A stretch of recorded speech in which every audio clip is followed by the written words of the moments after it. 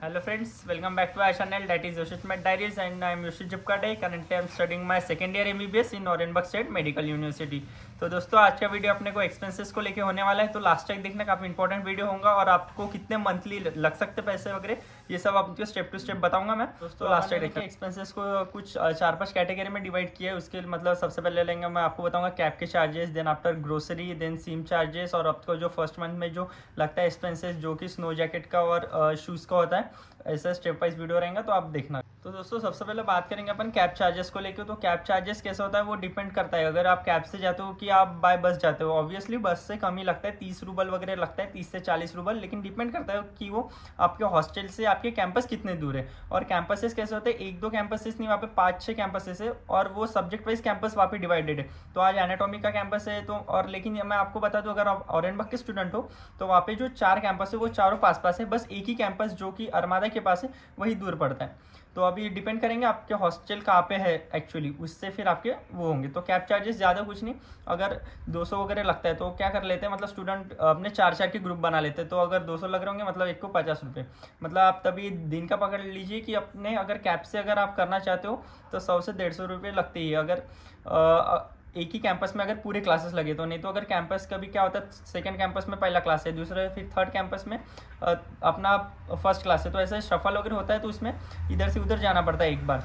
तो उसमें थोड़ा अगर आप बाय वॉक भी जा सकते हैं, नहीं तो फिर जो कि 5th कैंपस है वो सबसे दूर है, उसके लिए आपको कैब ही करनी पड़ती है, उसका कोई ऑप्शन नहीं रहता है। तो तभी आप अगर और बस से जाएंगे तो वहाँ पे 32 रूबल वहाँ पे कॉमन है, ऐसा नहीं कि आप कहाँ पे जाओ, कौन से बीच में जाओ, वहाँ पे 32 रूबल मतलब 30-30 रुपये में आना जाना हो सकता है अगर आप बाय बस जाते हो। और जो कैब की प्राइसेस होती है ना, वो मतलब कभी कभी ज़्यादा होती है, कभी कम होती है, कभी कभी 70 रुपीज़ भी लगते हैं, उसमें 4 लोग चले जाते हैं हम, तो वो बस से भी कभी कभी कम पड़ जाए। वो कैसे डिमांड के ऊपर रहता है, अगर एक ही जगह से बहुत सारे कैब बुक हो गए ना तो उसकी डिमांड ज़्यादा हो जाता है, तो प्राइस भी ज़्यादा हो जाता है। लेकिन अगर आप सबसे पहले कैब करते हो तो जो 200 की जो कैब है ना वो आपको कम में भी लग सकती है, नहीं तो वो महंगी भी हो जाती है, फिर वो कभी कभी 400 तक भी जाती है, नहीं तो कभी कभी आपको 70-80 रुपीज़ में भी मिलती।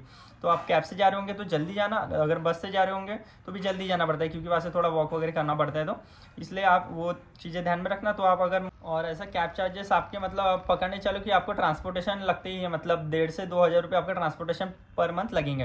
ये हो गया अपना कैब को लेके। फिर दूसरा आता है ग्रोसरी। ग्रोसरी में क्या होता है, अपना सबसे मेन इंग्रेडिएंट्स की बात करूंगा जो कि अपना आटा है।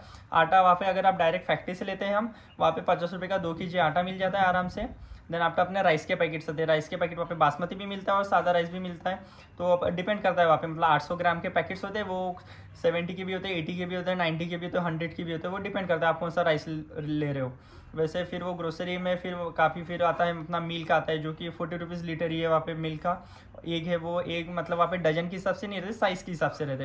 तो जो अपने मीडियम साइज़ के जो एग आते हैं वो 70 रुपीज़ के वगैरह 10 एग आते हैं, 70 या 60, वो भी मतलब ऊपर नीचे होता रहता है, इंडिया के जैसे ही रहता है, बाकी कुछ नहीं। और वेजिटेबल्स है उसमें ओनियन की वगैरह प्राइस सेम ही रहती है, बस जो है अपना टोमेटो थोड़ा महंगा पड़ता है, कभी सस्ता पड़ता है।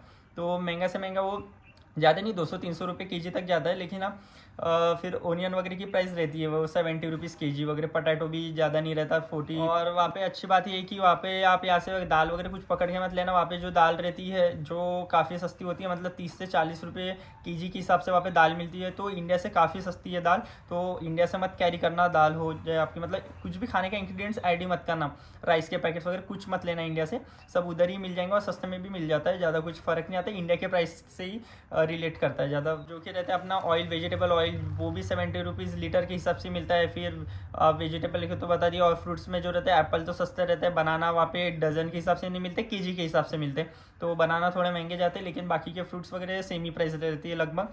और वेजिटेरियन के लिए मैं बता दूँ, पनीर और मशरूम रहते हैं, मशरूम भी काफ़ी सस्ते रहते हैं, और जो पनीर रहते हैं वही अपना 70 रुपीज़ के 250 ग्राम वगैरह के आसपास, मतलब इंडिया जैसी सेम प्राइस है पनीर की वगैरह।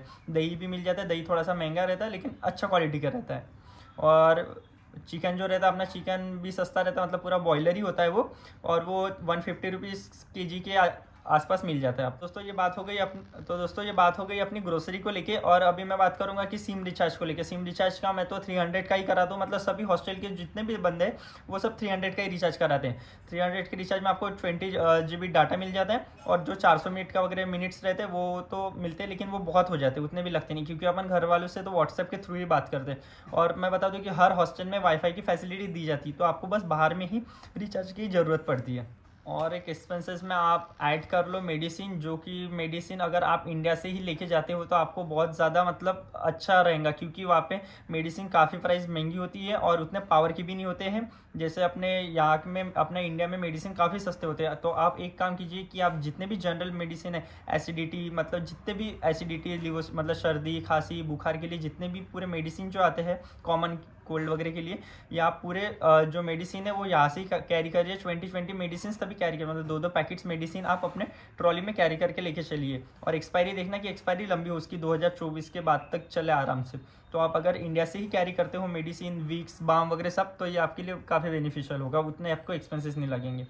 और वहाँ पे डॉक्टर की फ़ीस वगैरह लगती है कि तो नहीं लगती है, वहाँ पे डॉक्टर की फ़ीस वहाँ पे फ्री रहती है। बस वहाँ पे मेडिसिन के चार्जेस लगते हैं जो कि डॉक्टर प्रिस्क्राइब करता है, बस उतने ही चार्जेस लगते हैं, क्योंकि अपना मेडिकल इंश्योरेंस वगैरह रहता है। तो अपने को वहाँ पे कोई भी मेडिकल के चार्जेस नहीं लगते, कितनी भी बड़ी डिसीज हो जाए कुछ भी हो जाए। और कैसा रहता है जैसे कि अपन मतलब रशिया में स्टार्टिंग में जाते हैं तो सबसे फर्स्ट मंथ में अपने को नहीं क्या जैकेट लेना पड़ता है, स्नो जैकेट और स्नो शूज़, जो कि महंगे होते हैं। मतलब 3-4 हज़ार का जैकेट आता है और 2-3 हज़ार के शूज़ आते हैं। तो अपना जो रहता है ना फर्स्ट मंथ में और सेकेंड मंथ में थोड़ा एक्सपेंसिव ज़्यादा जाता है, तभी ज़्यादा से ज़्यादा वो जाता है 15,000 के आसपास ही जाता है, क्योंकि बस स्टार्टिंग के 2 मंथ, क्योंकि वहाँ पे कैसे सब सामान आपको लेना पड़ेगा अपना मतलब पूरा रूम को ये मेंटेन करने के लिए।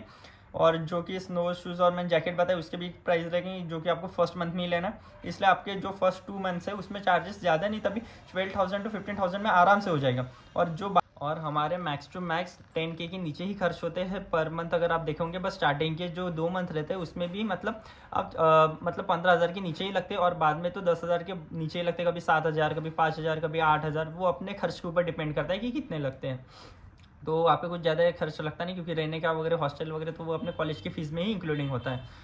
और एक एक्सपेंसेस बता दूँ जो कि लगता है अपने साल भर में 2 बार मेडिकल टेस्ट होती है। उसमें एक मेडिकल टेस्ट में अपने को 2,000 के आसपास लगते हैं, और जो और एक होती है 2-3 महीने बाद उसमें अपने को 5,000 लगते हैं। मतलब पूरा फुल बॉडी चेकअप होता है, उसको वो मैंडेटरी रहता है, कॉलेज की तरफ से वो करना ही पड़ता है। तो आप मतलब पकड़ के चल रही है मोटा मोटा कि 7 से 8 हज़ार रुपये साल के लगते हैं मेडिकल टेस्ट में।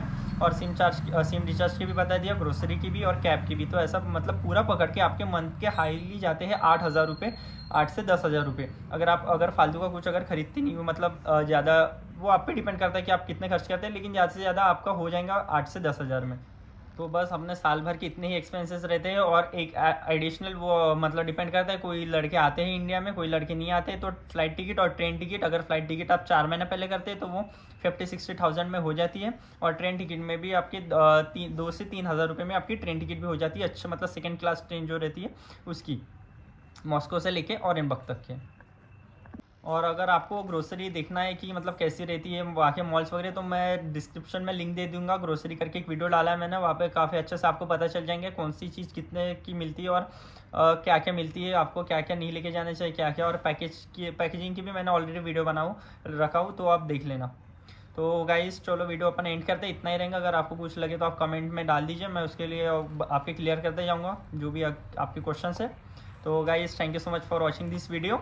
और सब्सक्राइब कीजिए, अगर आपने सब्सक्राइब नहीं किया होगा तो मैं आपको बता दूंगा कि अपने नॉन सब्सक्राइबर काफ़ी सारे लोग देखते हैं, जो कि आपको स्क्रीनशॉट अगर मैंने डाला हो यहाँ पे देख सकते हैं आप। तो प्लीज़ अगर आपने अभी तक सब्सक्राइब नहीं किया होगा तो गाइस सब्सक्राइब कीजिए। Thank you so much for watching this video.